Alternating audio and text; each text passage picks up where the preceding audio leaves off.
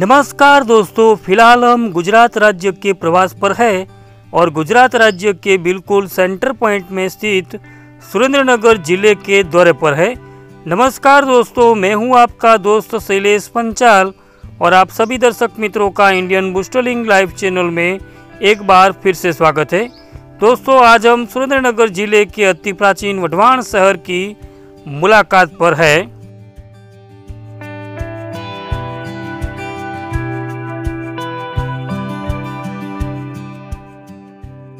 वढवाण शहर के बारे में इतिहास में बहुत सारी जानकारी मिलती है। कहा जाता है कि पुराने दौर में वढवाण शहर सौराष्ट्र का मुख्य प्रवेश द्वार हुआ करता था।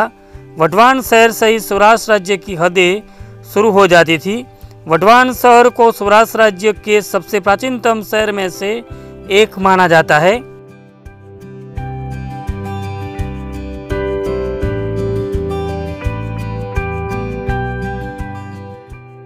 वढवाण शहर का उल्लेख महाभारत ग्रंथ में भी देखने को मिलता है। महाभारत काल में गांडीवधारी अर्जुन के पुत्र बभ्रुवाहन के राज्य मणिपुर के नाम से उल्लेख मिलता है और उसके बाद उज्जैन के महाराजा वीर विक्रम के पिताजी महाराज गंधर्व सेन ने भी वढवाण शहर पर कुछ समय तक राज्य किया था, जिसका भी वर्णन इतिहास में मिलता है।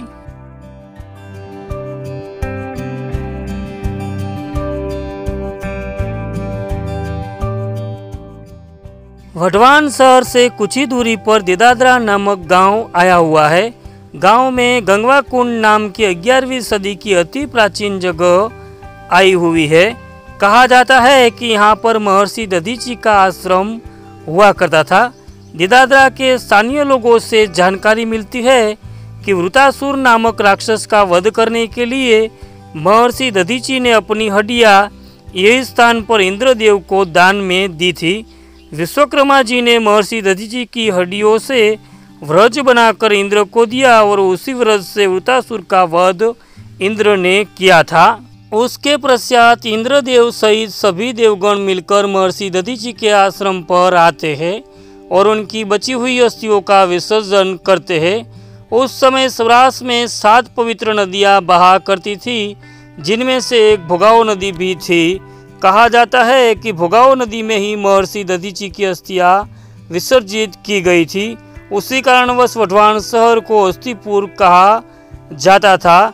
महर्षि दधीची का इतिहास आपको भागवत पुराण और महाभारत ग्रंथ में भी देखने को मिलता है।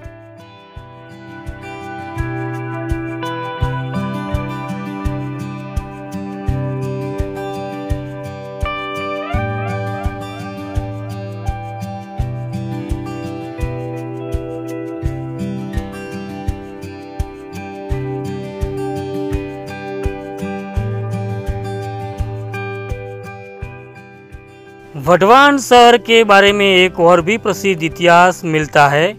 कहा जाता है कि धनदेव नामक एक व्यापारी था जो अपनी 500 बैलगाड़ियों के साथ वढवाण शहर की भोगाव नदी को पार कर रहा था।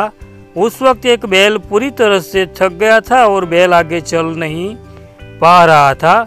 उस वक्त धनदेव शहर में गया और 2 आदमी को बुलाकर ले आया। बैल की सार संभाल रखने के लिए धनदेव ने खर्चा पानी दिया और बैल को सौंप दिया। धनदेव बैल को सौंप कर आगे व्यापार के लिए चल पड़ा। जिनको बैल सौंपा गया था, ये दोनों आदमी लालची और कपटी थे। इन्होंने बैल की कोई देखभाल नहीं की और बैल को ऐसे ही छोड़ दिया। बैल भूख प्यास से मर गया और कहा जाता है कि बैल शूलपाणी यक्ष बन गया।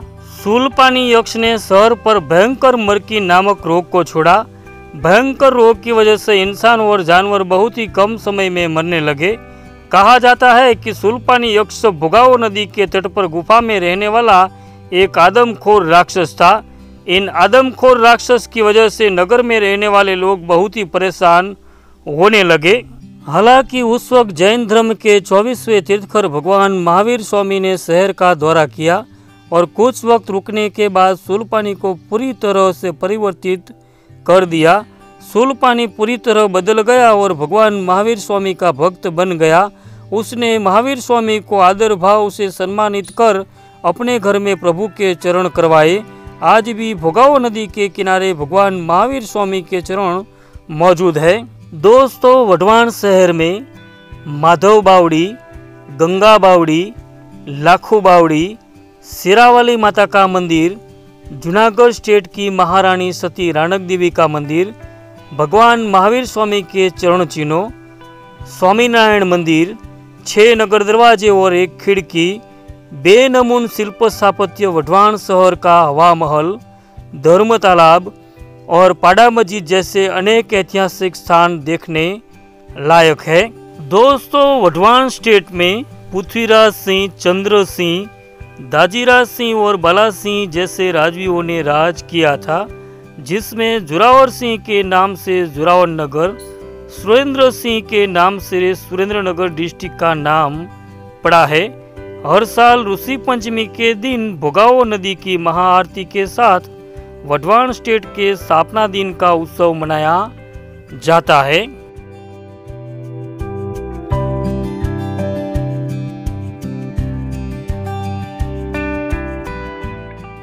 तो दोस्तों, यह था गुजरात राज्य के वढवाण शहर का प्राचीनतम इतिहास। अगर आपको हमारा वीडियो कंटेंट पसंद आए तो लाइक, शेयर और चैनल को सब्सक्राइब करना ना भूलें और साथ में बेल आइकन को ऑल पर सेट कर ले ताकि आने वाले हर वीडियो की खबर आपको मिलती रहे। मिलते हैं अगले ऐसे ही कोई वीडियो टॉपिक में। तब तक के लिए जय हिंद, वंदे मातरम।